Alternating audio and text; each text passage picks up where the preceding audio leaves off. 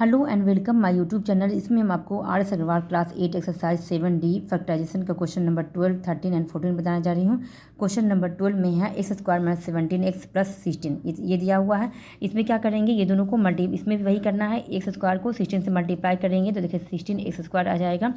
अब ऐसा नंबर लेना है जिसको मल्टीप्लाई करने पर 16 एक्स स्क्वायर आए और ऐड या माइनस करने पर 17 एक्स आ जाए। तो यहाँ पर देखिए 16 1 जगह अगर मल्टीप्लाई करती हैं तो 16 हो जाएगा, 16 में 1 ऐड करेंगे तो 17 हो जाएगा। तो इसको फैक्टर निकाल कर देखने की ज़रूरत भी नहीं है। तो यहाँ पर ये लिख देंगे प्लस 16 लिख देंगे। यहाँ पर कितना लिख देंगे 16 एक्स माइनस 1x लिखिए या तो x लिखिए, बात एक ही है। 16 में से x मल्टीप्लाई करेंगे तो 16 एक्स स्क्वायर हो जाएगा, 16 माइनस प्लस करेंगे तो 17 एक्स हो जाएगा। ठीक है, अब ये दोनों में कॉमन निकालते हैं तो क्या हो जाएगा, x कॉमन लेते हैं, x माइनस 16 हो जाएगा। ये दोनों में ही कॉमन हम लोग पहले ही निकाल देते हैं, x माइनस 16। अब यहाँ पर लेने में ईजी हो जाएगा कि यहाँ पर क्या ले लेंगे कॉमन, तो 1 ले लेंगे, माइनस और x मल्टीप्लाई करते हैं, माइनस प्लस माइनस होता है 1x हो जाएगा, या तो सिर्फ x ले सकते हैं। और यहाँ पर माइनस माइनस क्या हो जाएगा प्लस, तो ये ले सकते हैं। ठीक है, x माइनस 1 हो जाएगा और यहाँ पर x माइनस 16 हो जाएगा। अपने समझ में आएगा तो यहाँ पर 1 भी ले सकते हैं। ठीक है, इस तरह से आंसर हो जाएगा। अब ये दोनों को मल्टीप्लाई करने पर देखिए 90 वाई स्क्वायर आ रहा है। ठीक है, अब 90 का फैक्टर निकालते हैं जिसको देखेंगे कि मल्टीप्लाई करने पर 90 वाई स्क्वायर और ऐड या माइनस करने पर 21 आना चाहिए। तो क्या लेंगे यहाँ पर, तो यहाँ पर पहले चेक कर लेते हैं। 90 को 2 से करते हैं तो 2 4 जा 8 1 और 0 2 5 जा 10 हो जाएगा।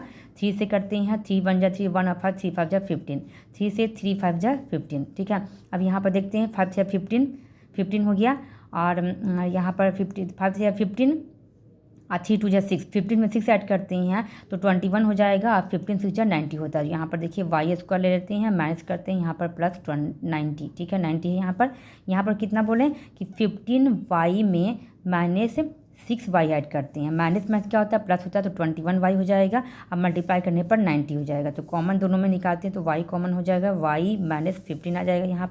यहाँ पर भी y माइनस 15 ही कॉमन ले लेते हैं हम, क्योंकि यहाँ जो कॉमन होगा वही है, ये दोनों में भी होगा। तो मैंने यहाँ पर तो डायरेक्ट निकल जाएगा, माइनस 6 कॉमन ले लेते हैं तो माइनस 6 वाई हो जाएगा, माइनस प्लस 90 वाई हो जाएगा। ठीक है, तो यहाँ y माइनस 6 हुआ, यहाँ पर y माइनस 15 आंसर आ जाएगा। ठीक है, अब ये दोनों को देखिए मल्टीप्लाई करने पर कितना आ रहा है 117।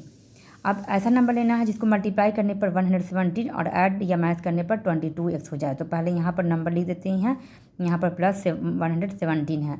अब 117 का फैक्टर निकाल के देखते हैं कि कितना आता है। तो 117 7 और 1 8 और 1 9, मतलब 3 का टेबल में आएगा, 3 3 जा 9। 3 का फैक्टर करने के लिए हम लोग क्या कर, डिविजिट रूल में क्या है, तीनों को सम करते हैं, 7 1 8 और 1 9, तो मतलब 3 का टेबल से आएगा, 3 3 जा 9 2 1 7 3 9 जा 27, 3 से हो जाएगा, 3 1 जा 3 3 3 जा 9।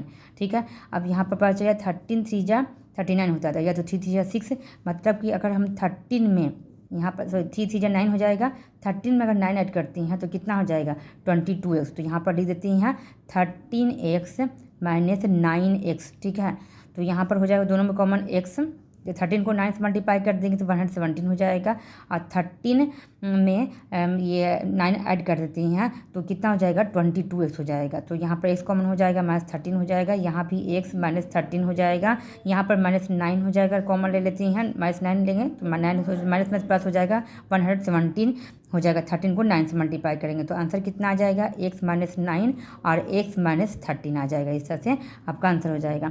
आपको मेरी वीडियो अच्छी लगी तो please subscribe like and share. Thank you.